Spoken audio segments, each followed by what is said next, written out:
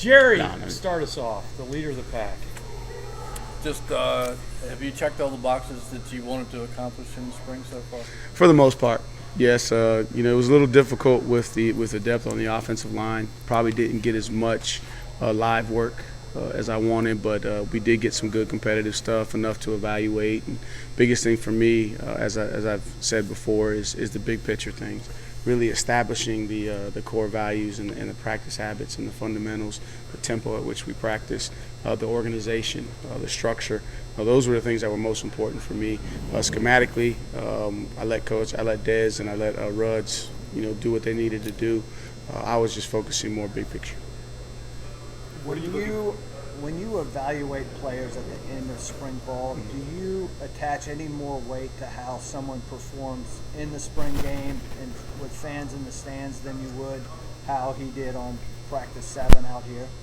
Oh, yeah, definitely practice 7. Practice 7 compared to the spring game would be different because now you got 7 additional practices to process the installation and have more repetition. The weight that I want to put on is just to see how these guys function in that environment. So to give me an indication of okay, can he transition the fundamentals and the coaching and the scheme work to a competitive situation. But it'll be used in evaluation, but it won't be the end all be all, so to speak. What they did for all 15 practices will be taken into consideration. And truth be told, the evaluation process is going to go on all the way through fall camp and even through the season. You'll be evaluating from week to week to see which guys give you the best chance. Tony, you're coming from a place where the spring game was a pretty big deal. It has not been a major event in Charlottesville. Right. So you're getting closer to a game format, which may help. Is it important to you to have a good turnout or to build towards that in your time? Definitely. If you think about it, if you look at the college game, there's no preseason games. So there was some talk about some possible isolated scrimmages. But right now, we compete and prepare against ourselves the entire year, other than the 12 games that we're guaranteed. So this is an opportunity to create a game-like environment for those guys. And so it's a big deal to me to have a good crowd, create the energy, because the game is different than practice. Right, you're trying to stress them as much as you can in practice to make the game easier, but then when you get to the game, you have those added elements, and you want to see which guys can maintain the focus and not get distracted by what's going on in the game. I think the last time we talked to you, you said the defense was way ahead at the beginning. Has the offense caught up? The offense has made some progress. They've kind of settled in. We've had a little bit more consistency with the personnel in practice offensively, with the exception of the offensive line, and again for the offense, there's a little bit more details. Defensively, you kind of get those guys lined up and you coach them up a little bit technique, and then you say go get the ball. And so a lot of what they do is based off of energy, emotion, and passion, whereas offensive football, it's all 11 at the same time with a lot of details. And then Dez really stressed them from a formation standpoint, multiple formations, putting in different type of procedures in terms of you got the huddle, then you got no huddle, then you got tempo, then you got like your 4-minute type of offense. So a lot of details offensively, but I thought they did a good job the second half of spring of really responding. And I also thought the defense did a good job of keeping up their energy. I wanted to see how they were going to respond, if they were going to be able to maintain that excitement, that energy day in and day out, and they've done a good job. How much have you scrimmaged already? So we've had 2 full scrimmages, and then we had a half scrimmage, and then we had a couple of other 50-50 days where you would like to get some half scrimmage work that we weren't able to do just because of the personnel situation up front. So we got 2 full scrimmages and a half scrimmage, and then some spotty live work. How much did you see already the fundamental things that you're working on translating into those scrimmage situations?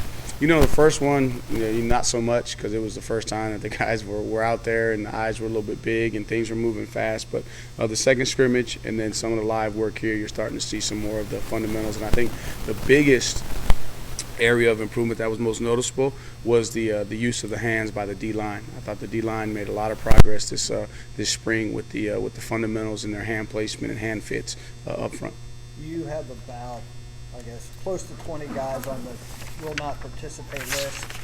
Of that group, do you expect most or all to be ready for fall camp?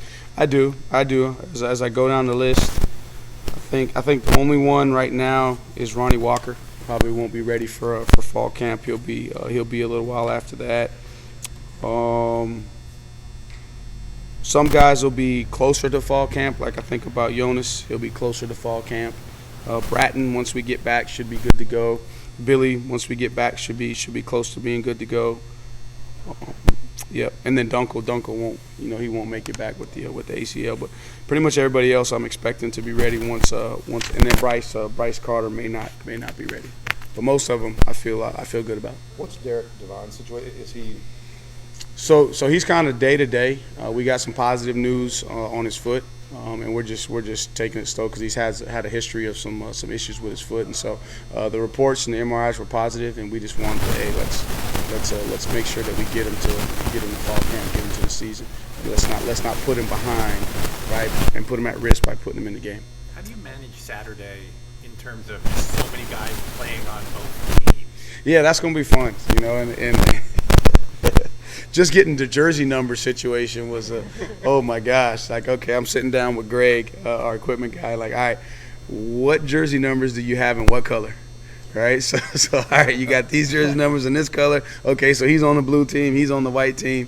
So we've already started that. We're gonna have some pennies, so we're gonna have to, because it's gonna be too hard. We don't have tearaways or zip up jerseys. So we try to be strategic in the guys that would have to swing, so we can minimize some of that.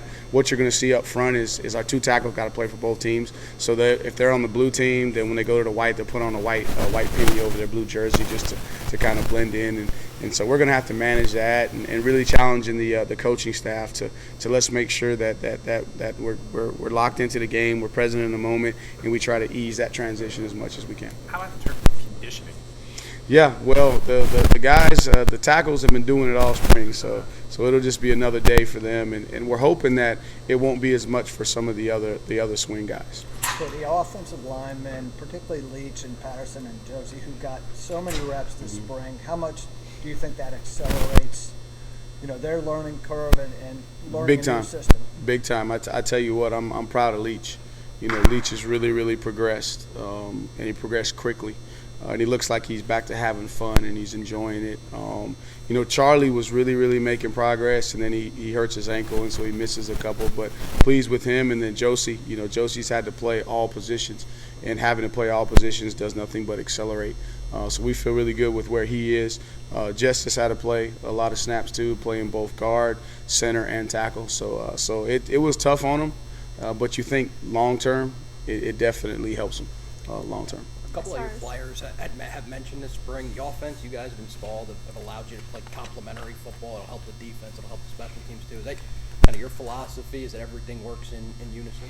No doubt. I mean, we're a team, and you don't want to compensate. Now, there's going to be some times that you got to carry your brother, but we don't want to have a mindset of where we compensate. We want to complement. And again, we're going to be aggressive and attack on offense, and we're going to want to score every single drive. But part of being balanced, being a balanced attack, is to be able to control the game. And there's going to be some times in the game where we're going to need defense to get a stop for us on offense and play complementary football to give us a chance to go score. And then vice versa. The defense is going to need us to put together a drive, right, so that they can get a rest. And then special teams has to come in and do their job so that they assist the offense and the defense and put them in the best field position. On that same topic, we've seen Brennan sort of drop back and throw some real deep balls. It sounds like there's going to be times where he's asked to do a little more of the short and mid-range stuff.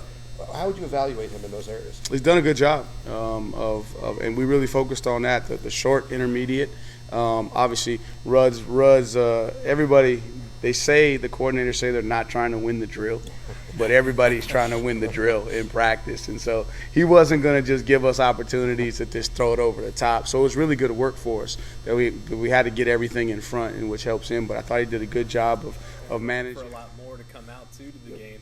What has it been like, just kind of reinvigorating this alumni base? It's been fun. It's been fun as a former player, and how cool is it that I get to see Heath Miller and Aaron Brooks and Chris Long, guys that were a little bit before me or around my time that went on and played, and to see them come back and just the passion and the energy and the love that they have for this place. And I think for us to get to where we want to go as a program, that we got to be connected. That's one of the one of my objectives. I talked about how do I want people to describe this program? I want us to be a program that acts. First, we're authentic, we're connected, we're transparent, and we're about service. And that connectivity that I'm talking about is being connected to the past, right? Because I think these young men that wear the V-Saber right now, they need to understand the responsibility that they have to perform to a certain standard based off the guys that came before them.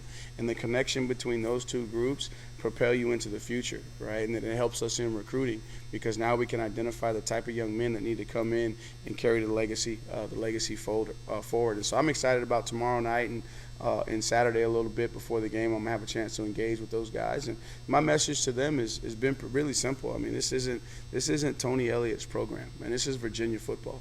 And Virginia football encompasses everybody. It encompasses everybody that's in the building that we're in right now. It encompasses my man Jim here in the media. We're all in this thing together, and the former players are a huge piece of that. Just like the fourth side, the fans. That's why we're doing the Wahoo Walk. Man, I wanted to bring the Wahoo Walk back to engage the fans because they're a big piece of it. The energy that they create in the stadium, the players and the coaches, they feed off of that. Looking past the spring game a little bit, when do your grad transfers get to town and officially join the program? Yeah, depending upon when they finish up, they could get here late May, early June. Are you allowed during this semester to send them playbooks and yeah, are they training on their own? Yeah, they're training on their own, and then they'll have some opportunities to talk some ball. And then the NCAA changed up the rules a little bit, so they're going to give us some on-the-field time potentially this off season that hopefully I can kind of accelerate the learning curve for those guys. You've also reached out to other groups. I know you were at the Black Alumni Association and saw an academic group you were with the other day. Mm-hmm. Just talk about building those bridges and how important that is. Oh, and so I appreciate you bringing that up. The message to the faculty. So we had a faculty appreciation practice and then a brunch. Is first of all, this is the University of Virginia. We're all on the same team. Okay, our roles may be different, but it takes all of us for the university to move forward. That was my message to them. And then I wanted the faculty to be able to see these young men in their environment, and then also the players to see the faculty away from the classroom to realize that, hey, they're people just like you, and also to reinforce to the faculty that I understand, and they've worked their whole lives to be in that position. I'm trying to create a culture where our players respect that, and they want to be engaged in that, and that we can have a working relationship, and we need each other. We need each other to move forward. And then the Black Alumni, obviously that was a cool event to see, the turnout there, and just let them know that I support them. And we're all in this thing together, that we're not isolated. We don't have our silos. And again, that goes back to that connectivity that I was talking about. Is one of my desires for this program is to be connected to the university, the alums, the community, the rest of the athletic department. Is pretty cool to see Ralph Sampson out here the other day, and hopefully I'll get Tony Bennett out here at one point in time to come watch practice. I'm gonna go over there once we get a little bit closer together. All right, Tony, I'm coming. We're gonna hang out. I guess they got us T squared, so TNT. So we're gonna try and see can we move this thing forward together. But I've always been a team guy, and we're all a part of the team, just like we're a team. You know, you guys cover Virginia football, and so I got a responsibility to help you guys do your job, just like you guys help us and promote what our program's all about. Is that a challenge for you in terms of first time as a head coach? You're trying to get this thing right on the field, and then you're at these events, and you're doing. How hard is balancing that been? Yeah, it's like, okay, I have my personal assistant, like, all right, what do I have next? What do I have next? What do I have next? And they just kind of keep me on track, but it's good. It's good. And part of the reason I was patient transitioning from Clemson to becoming a head coach is because I observed and I watched and I talked to Coach Sweeney about it, and I could see that, that's a huge part of the job, and I wanted to make sure that I was at a place where I was ready to be fully committed to that aspect of it and give up some of the or delegate some of the responsibility from a truly football perspective to my staff. You have a bunch of guys on your staff who you've known a long time, cross paths with, but this is the first time you guys are collaborating. What has that been like now, getting to work with these guys? Oh, it's been awesome. It's been awesome, and just confirmation of the relationship and what I thought about all these guys, and just brings me peace that that I see the confirmation. What I believed in these guys, I'm starting to see it manifest on the field and in the relationships with the players. And man, it's got some really good guys first and foremost, and some really good football coaches. And it's good to see that you're starting to see the players kind of roam around the offices a lot more. They want to be around the staff, which is important to me, because again, that's like connectivity. It's not just okay, we work together when it's time to be on the field, but we're connected, all throughout the day and everything that we do. A little looking forward, you seem like you keep a pretty good scope of the landscape in college football. Clemson just invested a lot in NIL. I'm sure you saw that. Where do you want They invested a lot in everything. Yeah, that's true. Where do you want UVA to kind of be in that NIL landscape, especially as y'all turn the page to recruiting here again? Great question, and I'm a supporter and a proponent of NIL. I think that it's great that the young men have an opportunity to monetize their name, image, and likeness. I remember when I was in college, man, you couldn't even take a free drink from somebody or you get in trouble. So I think that there's a lot of good within the rule. Where I struggle a little bit is just a lack of oversight, a lack of structure and how quickly the landscape is changing. It came out last year and it's already almost done a 180 in the course of a year, which there's some positive in that. I just worry about the long-term impact. If it's not governed the right way, right, it really could impact the young people in a negative way. And so for us at the University of Virginia, what we want is NIL to be consistent with what the values and ideals of the university are. Everybody that's associated with the University of Virginia understands that it's the thing that we stand on is educational experience and academic excellence. And then that's what we're trying to do here from a football standpoint is elevate the program to where it matches that. And so then you bring NIL into the equation saying, hey, look, we're going to provide this opportunity. We're going to do everything that we can. We're going to provide you all the resources, but still understand that our focal point is going to be about the educational experience, the 40-year decision, right? Not just the 4-year decision. And that, I think that's consistent with who we are. And for us in recruiting, understanding that you have to talk to that, you have to have that available, but if that's the focal point for a young man and that's really what that's his number one priority, then that doesn't align with what the university is all about, and more than likely he's not going to be successful in the program. And it does nobody any good to bring a young man into the program that doesn't have a chance to be successful based off of the academic rigors and then also the structure and the discipline of the program. So for us, it's a big piece, but it's not the major piece, and we're going to keep it in perspective and then make all the resources available to the guys through the collective and then whatever opportunities that they seek on their own. But for me, it's a lot about educating these guys, doing as much as I can within the rules, because I'm still restricted. That's all the rules are changing around me, but they're still restricting me as the head coach in what I can do as it's related to NIL. But then again, all the fallout or everything comes back to my place. So I'm trying to figure out how I can operate in that space without crossing the lines, but protecting my guys for the short term and for the long term. Chris, last question. You mentioned Dunkel's on your do not participate list. Does that mean Farrell's doing He's got to do it all. He's got to do it all. And then Dudley may be down, so Burns got to do it all. So do you worry about that sort of workload long term? Would you be okay with one guy doing everything the whole season? No, I do worry about that. And so once we get on the road, I've instructed the folks in the scouting department and recruiting to just be on the lookout in case we need to, and then we did. We found another walk-on guy to come out and help us from a punting standpoint. So we'll be looking to address that going forward as well. Thanks, sir.